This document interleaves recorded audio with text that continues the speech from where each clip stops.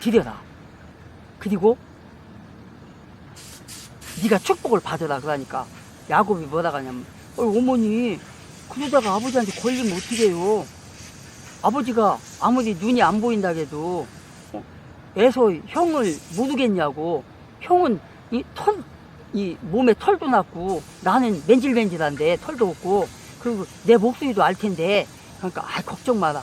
복은커녕 저주를 받을까 두렵다고 그런 거예요. 그러니까 저주는 내가 받을 테니까 넌 내가 시키는 대로 해라, 그런 거예요. 그래서 엄마가, 리브가가 요리를 판단 요리를 해갖고 줘요. 그래갖고 야곱이 갖고 가서, 아버지 제가 이렇게 요리를 해갖고 왔습니다. 짐승을 잡아서. 그러니까 그러냐? 어디 일로 갖고 와봐라. 그래요. 그러니까 여기 있습니다. 그러니까 어떻게 이렇게 짐승을 빨리 잡아갖고 와서 이렇게 요리를 해갖고 왔냐. 그러니까 하나님께서 나에게 축복을 주셔서 이렇게 금방 잡게 했다고 그래요. 그러니까 그러냐? 어디 네가 내 애선지 한번 내가 너를 좀 만져보야겠다. 그러니까 여기 슈 하면서 팔을 대주니까 이렇게 만져보니까 털도 있는 거 보아하니 애서는 맞는 것 같은데, 근데 목소리가 애서의 목소리가 아닌 것 같다. 그래요. 그러니까 애서 맞습니다. 그러니까 그러냐? 어쨌든 알았다. 그래 거기서 그냥 있는 축복 없는 축복 그냥 막 젖 먹던 힘까지 다 합쳐서 그냥 막 축복을 해줘요. 그래갖고 기도를 탁 해줘요. 그렇게 하고 이제 딱 나왔어요. 축복을 받고. 그랬는데 조금 있다가 이제 애서가 딱 온 거야. 이제 진짜 애서가 와가지고, 아버지 제가 이렇게 들에 가서 짐승을 잡아서 이렇게 요리를 해갖고 왔으니까 잡수고 저에게 축복해 주세요. 그러니까 뭔 소리냐? 금방 네가 와서 나한테 축복 받고 가지 않았느냐? 그러니까 뭔 소리예요? 지금 제가 들에 가서 짐승 잡아갖고 지금 만나 요리 해갖고 왔는데 뭔 소리 하고 있어요, 아버지? 그러니까 아니다, 방금 내가 애서다 가면서 와서 만난 고기를 해갖고 와서 내가 다 먹고 축복을 해줬다가 애서가 이제 눈치를 챈 거예요. 야곱 그놈이 또 거짓말 해갖고 또 이렇게 한 거 아니에요? 이 나쁜 놈이 또 내 축복까지 이제 장자의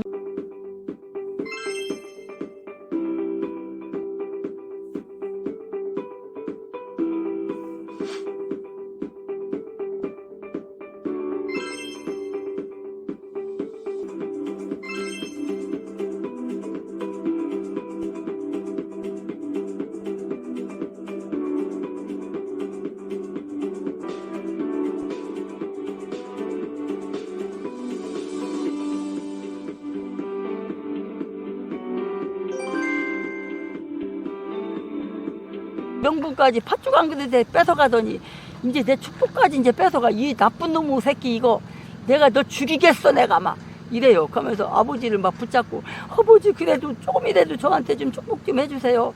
그러니까 이삭이, 아니다, 다 축복을 야곱에게 해줬으니까 더 이상 해줄 것이 없구나. 그러면서 너는 들에서 뭐든 하면서 먹고 살고 너의 그 삶은 땅에 있구나. 야곱은 하늘에 있고. 이렇게 이제 하고 에서가 나오면서 이 갓나온 새끼 이거 내가 이거 죽이고 말 거야. 너 아버지 돌아가실 날도 얼마 안 남았는데 내가 너 기필꾼에 가서 죽여버릴 거예요. 내가 나를 2번씩이나 속이고 이 새끼 막 이러는 거예요. 그거를 이제 엄마가 들은 거야. 듣고서 외삼집 쪽에서 보내요, 야곱을. 그러니까 그렇게 됐습니다. 전부 다 얘기했을 수는 없고. 그렇게 해서 야곱이 장자의 명분을 얻습니다. 그렇게 해서 축복 기도까지 다 받습니다. 이렇게, 그래서 여기에 에서가 안 나오고 야곱이 나오는 거예요. 여기서 봐도. 이게 바로 역사입니다, 이게. 그래서 이런 겁니다. 이 야곱과 같은 사람이 우리가 살아나가다가 보면 그런 사람들이 더러 있잖아요. 형제들지간에 이렇게 재산세에 막 싸우고 하는 경우가 많잖아요. 특히 이제 기업인들이 이제 막 그런 경우가 많은데, 지난번에 이제 대한항공의 그 양 회장님이 돌아가셨잖아요. 돌아가시고 나서 이제 그 아들들하고 그 딸들하고 이제 그 재산 분할 그런 걸로 해서 막 지금 어떻게 된다는 모르지만 지금 재판 막 하고 막 그랬었잖아요. 응? 내가 어떤 회사를 갖겠다 막 그랬잖아요. 뭐 대한항공뿐만 아니죠. 뭐 많죠. 뭐 그런 회사들이 그렇게 형제지간에 막 그냥 재산 갖고 막 싸우다가 회사가 그냥 망해버리고 막 이런 경우가 많잖아요.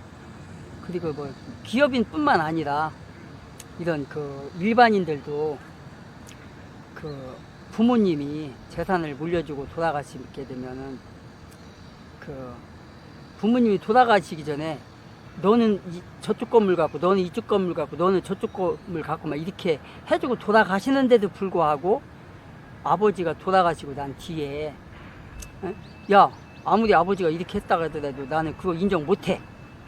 나 이거 갖고는 나 양 못 차. 그러면서 막 싸우잖아요. 재산 갖고.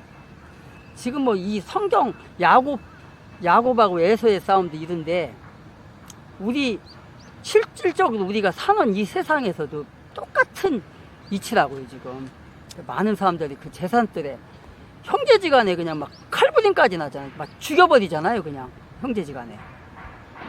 뭐 소송전은 뭐 보통이고 그냥 이런 일들이 지금도 세상 속에서 그때나 지금이나 똑같이 일어난다고 이런 게요.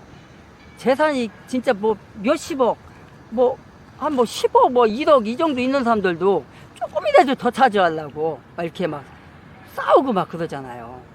응? 그런 거 보면 참 우리가 명심해야 될 게 재산도 중요하지만 특히 크리스찬들은 하나님 앞에 어떤 사람이 돼야 되냐 그게 더 중요하다고 봐요. 그게 그래서 우리 크리스찬들은 재산에 욕심을 내지 말고 예수님이 그랬잖아요. 재산에 욕심 내지 말고 나는 너의 재판관으로 온 게 아니다라고 했잖아요. 그 어떤 형제가 와가지고 우리 형이 이렇게 재산이 이렇게 많은데 아버지의 재산이 많은데 나한테 물려주지도 않고 자기 혼자 가져요. 그러니까 예수님께서 좀 말씀 좀 해주세요. 그러니까 내가 너의 재판관이 아니다 하면서 뭐라고 그래요. 영혼의 그 구원을 거기서 얘기를 한다고요. 그러니까 재산도 재산이지만 내 영혼이 어디로 향해 있냐, 하나님께로 향해 있냐, 땅으로 향해 있냐, 그걸 먼저 봐야 되고, 조금 내가 손해를 보더라도 크리스찬은 그런 것들에 신앙의 욕심을 내야지 물질의 욕심을 내서는 안 된다. 그런 걸 우리 초등학문 스터디에서 함께하는 여러분과 저는 그렇게 살아야 될 것 같아요. 저야 뭐 하기야 뭐 재산도 없지만 아무것도 없어요. 저는 그 재산이라는 게 그렇습니다. 욕심을 내다 보면 한도 끝도 없어요. 어느 정도 저기에서 그쳐야지. 욕심이 성경에서도 있잖아요. 욕심이 잉태한 즉 사망을 낳는다는 말 있잖아요. 욕심이 지나치면 안 되는 거죠. 어쨌든 그렇습니다. 야곱이 이렇게 그 장자의 그 명분을 뺏어갖고 차지했고, 또 그 다음에 장자의 명분도 차지했고, 그래서 그 명분으로 해서 그 계열로 해서 지금 쭉 내려오는 거거든요. 그렇게 된 거예요. 자, 유다가 또 나오죠. 유다는 또 어떤 사람이냐. 야곱은 유다와 그의 형제들을 낳으니라 이렇게 돼 있잖아요. 유다와 그의 형제들이라는 말이 뭐예요? 그의 형제들이라는 말 별 볼 일 없다는 거 이거는요. 여기에 기록된 거 유다가 이제 그 계보를 이어가는 거예요. 여기서. 근데 유다가 또 어떤 짓을 했냐. 유다와 그의 형제를 낳으니라. 3절에 보니까 유다는 다말에게서 베레스와 세라를 보. 베데스는 헤솔론을 낳고 헤솔론은 람을 낳고 이렇게 돼 있어요. 자, 여기서 또 뭔가 이상한 점이 있죠. 야곱은 유다와 그의 형제를 낳고 나겠는데 여기서는 또 유다는 다말에게서라는 말이 포인트입니다. 다말에게서 베레스와 세라를 낳았대요. 왜 갑자기 여자 이름이 여기서 나오지? 유다 전에 연세종교회 집회를 하고 점심을 먹고 있는데 그때 노무현 정부의 청와대 행정관이 왔어요. 노무현. 네. 와서 그분이 이런 말씀을 하시더라고요. 지금 청와대에서 저녁에 문재인과 노무현과 아니죠. 모여서 기독교 인구가 많다. 기독교 인구를 10분의 1로 줄여야 된다. 이런 이야기를 하고 있다는 이야기를 직접 제가 들었습니다.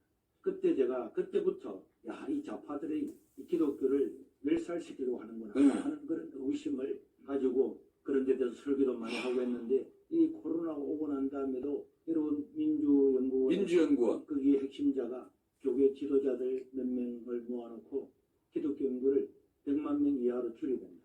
자기들 지지하는 사람만 지지해야 된다. 남겨놔야 된다. 이런 이야기를 들었다는 이야기를 제가 직접 또 들었습니다. 그래서 제가 작년 총회에서 그것을 그 당사자가 있는 데서 고발을 하면서 어떻게 이런 이야기를 기독교 지도자들이 듣고도 뺨을 때기로 한데 뺨을 때려야 되는데도 그 이야기를 듣고 밥을 먹고 왔냐 하면 제가 그렇게 야단을 보통을 친 적도 있었는데 얼마 전에는 또 어떤 분이 원래는 교회를 박해하는데 동참했던 분이 우리 교회에 10만 원을 기부를 했어요. 그래서 그분이 찾아왔더라고요. 어떻게 그렇게 정치체위도 다른데 이렇게 기부를 했냐 했더니 코로나 예배를 드리게 할 거냐 말 거냐 하면서 KNCC라든지 이런 데서 모여서 토론을 했다고 하더라고요. 무슨 토론을 했는가 하니까 만약에 교회 예배를 제안했을 때에 반발이 얼마나 심하겠느냐 이런 걸 했는데 대부분의 그게 관계자들이 대형 교회들이 공짜가지 못할 거다. 그냥 실행하면 된다. 이렇게 해서 이것을 정책으로 했다는 이야기를 제가 또 유다와 다말 사이는 무슨 사이냐? 부부 사이가 아니에요. 부부 사이가 아니고 며느리와 시아버지 사이예요. 며느리와 시아버지 사이. 그럼 왜 어떻게 해서 유다가 자기 며느리에게서 베데스와 세라를 낳냐? 어떻게 해서 이게 뭔 일이냐? 이렇게 생각되잖아요. 그 이유가 뭐냐면 유다가 장가를 가서 아들 셋을 낳았어요. 아들 셋을 낳았는데 나갖고 이제 길렀어요. 그래갖고 나이가 이제 차갖고 이제 결혼할 나이가 돼서 큰아들을 결혼을 시켰어요. 결혼을 시켰는데 하나님이 보시기에 그 큰아들이 악행을 저지르는 거야. 그래서 하나님께서 쳐가지고 큰아들이 죽어버렸어. 근데 장가를 가서 자식이라도 낳고 죽어야 되는데 자식을 못 낳은 상태에서 죽어버렸네, 큰아들이. 이제 큰일 난 거야, 이게. 이스라엘이라는 나라는 무슨 제도가, 계대제도가 있어요. 계대제, 큰아들이 죽어버렸어. 그러면 그 작은 아들이 형수와 결혼을 해야 돼요. 형수와 결혼을 해서 첫째 나는 아들을 큰 형의, 그러니까 형의 자손으로 줘야 돼요. 그러니까 두 번째 낳는 아들부터 내 아들이 되는 거예요. 내 자식이. 그렇게 돼요. 이 역사가 그래요. 그래서 작은 아들에게 유다가 네가 형수에게로 들어가라. 그래서 이제 그 형수하고 이제 결혼을 해서 합방을 하게 된 거예요.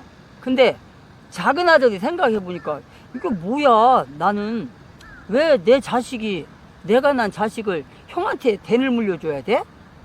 아, 싫어. 하면서 차라리 내가 형수님하고 섹스는 하되 형수님의 그 자궁에 설정 안 할 거야. 정액을 안 살 거야. 그러니까 방바닥에다 쏴버렸어요.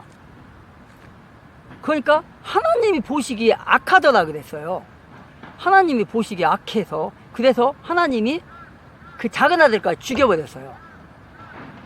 그러니까 유다 시아버지가 볼 때는 아니 큰아들도 죽었는데 작은 아들까지 죽어버리네. 뭐야 이거? 저 며느리가 저거 사람 잡아먹는 년이네 저거? 세상 말로. 그래서 아이고 안 되겠다 깼다가 막내 아들까지 죽게 생겼다. 그래서 야, 너 친정에 가 있어. 아무데도 안 되겠다. 아, 왜요? 그러니까 지금 저 막내 아들은 아직 나이가 어려서 결혼할 때가 안 됐어. 그러니까 자랄 때까지 기다려가서. 그래갖고 알았어요 하고 이제 갔어요. 가고 난 다음에 얼마 안 돼가지고 유다가 부인이 죽었어요. 부인이, 유다 부인이, 시아버지 부인이 죽을 거야. 그래가지고 이제 마음도 살랑하고 참 아들도 죽고 마누라도 죽었으니 그러다가 이제 그래 양이나 치러 가자 하고서 이제 멀리 친구하고 같이 이제 가는데 거기서 이제 멀리 집을 떠나서 이제 양을 치러 갔는데 거기에서 이제 잠을 자면서 이제 일을 한 거예요. 양을 친 거예요. 그랬는데 어느 날 부부관계를 못 하다 보니까 좀 하고 싶은 생각이 나는 거야. 그래갖고 이제 둘레 하다 보니까 어떤 여자가 그 창녀가 그 길가에서 있다는 걸 알게 된 거예요. 그래서 유다가 아이고 몸이나 좀 풀러 가자 해가 그 여자한테 가갖고 나하고 하룻밤 자자. 창녀니까. 그러니까 그 창녀가 그럼 나하고 자는 조건으로 뭐를 주겠냐. 그러니까 내가 양을 당신에게 염소를 주겠다. 그러니까 그러냐. 그건 달라. 그러니까 지금은 없고 나중에 줄게. 그러니까 그냥 그 증표로 그냥 다른 곳에도 줘라. 그러니까 지팡이하고 뭐 한 3가지를 줘요. 도장하고 이렇게 줘요. 그러면서 그렇게 하고 이제 거기서 하룻밤을 자요. 그렇게 하고 가요. 이제 그 친구한테 내가 이렇게 해서 이 여자하고 잡는데 가서 내가 염소를 줄 테니까 염소를 갖다 주고 내 도장하고 지팡이하고 그 3가지 줬는데 그걸 찾아갖고 와라. 그러니까 알았다고 갔어요. 갔는데 그 마을 사람들이 여기 이 동네에 창녀가 없다 이러는 거예요. 그래서 그러냐고. 그래서 그럼 이거 어떡하지? 그거? 그래갖고 이제 도둑 이제 왔어요. 와갖고 오니까 왜 지팡이는 왜? 아니 가보니까 동네 사람들이 여기는 창녀가 없대. 그래? 알았어 그다음. 그렇게 하고 이제 맞았어요. 맞았는데 한 석 달쯤 있다가 이스라엘과 요르단 사이에 있는 소금 호수인 사해가 말라가고 있습니다. 수위가 낮아지면서 호수 면적이 갈수록 줄어들고 있는 겁니다. 수위가 낮아지는 속도가 최근 들어 더욱 빨라지고 있는데요. 50년 후에는 아예 사라질 수도 있다고 합니다. 사해로 흘러드는 요르단 강물이 빠르게 줄고 있기 때문입니다. 사해 관광 수입에 크게 의존하고 있는 요르단이 다급해졌습니다. 중동의 요르단과 이스라엘에 걸쳐 있는 사해. 사실은 육지에 둘러싸인 큰 호수입니다. 하지만 바다처럼 넓은 데다 소금 농도가 바닷물보다 무려 10배가량이나 높아 물고기 등 생물이 살 수 없어 죽음의 바다인 사해로 불립니다. 요르단 수도 암만에서 차로 1시간가량 달리면 사해에 이릅니다. 가장자리 쪽에는 물이 줄어든 모습이 확연히 나타납니다. 물이 빠지면서 사해가 바닥을 드러내고 있는 겁니다. 조사 결과 사해 수위는 지난 반세기 동안 무려 40m나 낮아졌습니다. 근래 들어서는 매년 1m씩 수위가 급속도로 줄어들고 있습니다. 지난 1975년부터 2001년까지 사해의 주요 물 공급원인 요르단강. 이 요르단강에서 사해로 흘러들어가는 물이 해마다 줄어들고 있는 겁니다. 요르단강의 한 지류. 물을 끌어들여 야채 등 밭작물 재배를 하는 농가들이 점차 늘고 있습니다. 요르단강 주변에 강수량이 부족해 수량 자체가 적은 데다 농업용수와 생활용수의 수요가 증가함에 따라 요르단강 수위가 낮아지고 결국 사해로 유입되는 물도 계속 줄어들고 있는 겁니다. 그 소문이 들려오는 거야. 야 유다야 네 며느리 있잖아. 다말 네 며느리가 외간 남자하고 정분을 통해 가지고 임신했단다 이러는 거예요. 뭐야? 이건 나쁜 년. 그러면서 끊어와가고. 그래갖고 그냥 끊어왔어요. 그래가지고 이제 막 끌려가는 거예요. 그러니까 그 다말이 여보쇼 여보쇼 이 아기는 이 지팡이하고 이 도장 임자 아기라고 그러면서 내어주는 거예요. 그 이제 유다가 이렇게 딱 보니까 저거 내 지팡이고 내 도장인데 그걸 네가 왜 갖고 있어? 그러니까 아버님께서 어느 날 이렇게 해서 저하고 이렇게 해서 임신한 겁니다. 이러는 거예요. 그러니까 뭐야? 내가 그런 짓을 했다고? 아이고, 네가 나보다 낫구나. 막내 아들을 줘야 되는데 내가 안 줘가지고 네가 그렇게 해서 대를 이어주려고 했구나. 아이고, 네가 시아버지보다 낫구나. 이렇게 이제 한 거예요. 그래서 거기서 난 게 누구라고요? 베레스와 세라예요. 그렇게 해서 난 게. 자, 그러면은 증거를 찾아야 할 거 아니에요, 이제. 증거. 창세기 38장 6절부터 유다가 장자 엘을 위하여 아내를 데려오니 그의 이름은 다말이더라. 유다의 장자 엘이 여호와가 보시기에 악함으로 여호와께서 그를 죽이신지라. 유다가 오난에게 이르되 내 형수에게로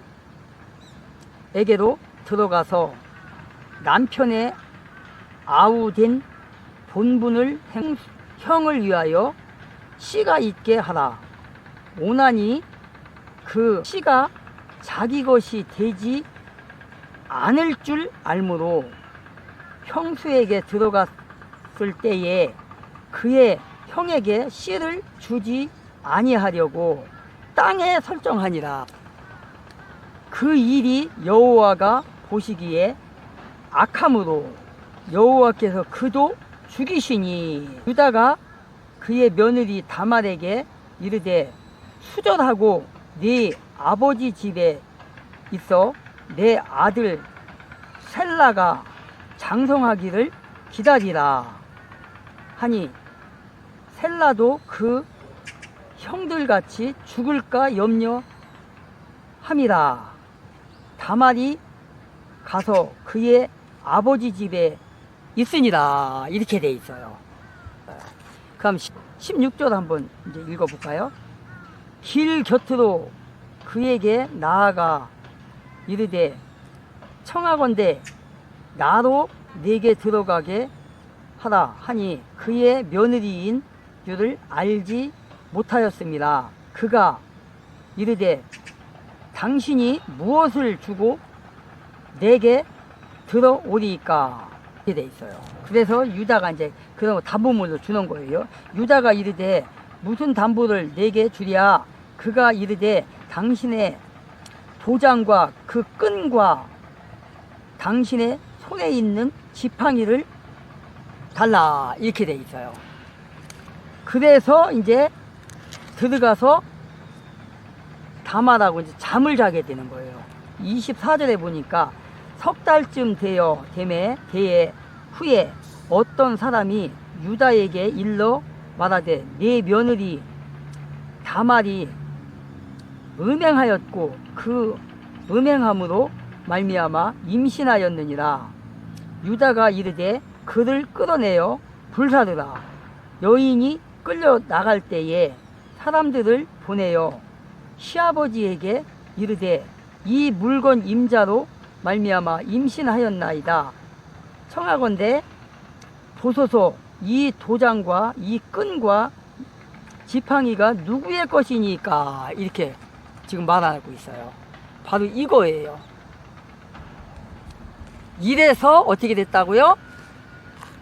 유다가 다말에게서 어떻게 했다고요? 자녀를 얻었다고요. 야곱은 유다와 그의 형제들을 낳고 유다는 다말에게서 베레스와 세라를 낳았다. 그래서 이렇게 된 거예요. 다말에게서, 다말 며느리에게서 베레스와 세라를 낳은 거예요. 지금 이렇게 된 겁니다. 그 다음에 이제 세 번째로 살몬과 라합 비생 라합인데요. 그럼 살몬은 누구며 라합은 누구냐? 살몬은 몰라도 라합은 알아야 되는데 라합이 누구죠? 구주화 변호사입니다. 여기는 오늘 오전 뉴스를 보니까 문재인 정부 때 2019년 1월에 북한에 넘겨준 지도에서 그 한강 밑에 지하, 지형 여러 가지 지도를 넘겨줬는데 그게 3급 비밀로 지정돼 있었다라는 TV조선 단독 보도가 있었습니다. 3급 비밀이라는 것은 국가 기밀이라는 거고 국가 기밀을 적국에 넘겨준 행위는 형법상 간첩죄에 해당됩니다. 그래서 제가 문재인 그리고 조명균 전 통일부 장관 그리고 당시 해양수산부 장관이었던 김영춘 이 세 사람을 간첩죄, 여적죄, 이적죄 혐의로 오늘 내일 중 고발장을 작성해서 검찰에 제출할 예정입니다. 이거보다 더 놀라운 것은 이런 엄청난 뉴스가 나왔는데도 어젯밤 TV조선 단독 보도를 인용 보도한 언론이 한 군데도 없다는 거예요. 그 어떤 언론도 이 후속 보도를 혹은 인용 보도를 하지 않았습니다. 대통령이 그리고 장관들이 간첩 행위를 하고 적국에다가 국가기밀을 넘겨줬는데 어떤 언론도 받아쓰지 않는 이게 지금 대한민국의 언론의 현실입니다. 이 상태에서 선거를 하면 뭐하고 정치를 하면 뭐하겠습니까? 이 언론부터 뜯어고치지 않는 한은 뭐 이번 국회의원 선거도 다 보셔서 아시겠지만 다음 대선이고 뭐고 뭐 의미가 없습니다. 이 구조를 먼저 뜯어고쳐야죠. 그래서 이 고발장 작성한다는 말씀 여러분께 드리고 라합은 누구냐면 여호수아가 요단강을 건너가서 이제 여리고성을 점령하잖아요. 그때 점령하기 전에 정탐꾼을 보낸다고요. 어디로?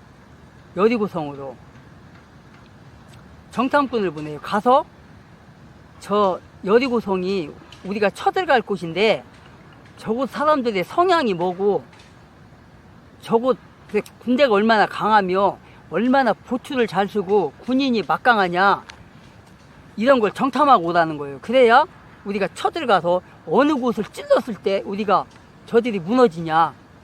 그래서 정탐꾼을 보냈어요. 2명을 보냈을 때 여리고성 딱 문을 딱 열고 들어가면 그 거기에 성 안에서 그 여관을 하는 여관집 주인이에요. 라합이 기생으로 나오거든요. 여기서는 기생으로. 근데 기생이라기보다는 사실은 여관집 주인이라고 봐야 돼요. 그러니까 우리나라도 이런 게 있었잖아요. 주막. 지금은 주막이 없지만 옛날에는 주막이 있었다고요. 그러니까 우리 할아버지 시대 때까지만 해도 주막이라는 게 있었어요. 우리 동네에 주막이 있었거든요. 근데 그 주막에서 잠도 자고요. 술도 팔고 그래요. 거기서 뭐 그 주막 주인이 뭐 몸 파는 게 아니에요. 그런 게 있었단 말이에요. 우리 동네에도 있었어요. 그게. 그런 것처럼 여기는 주막도 될 수 있고 근데 여관으로 보는 게 좋을 것 같은데 어쨌든 뭐 그냥 뭐 기생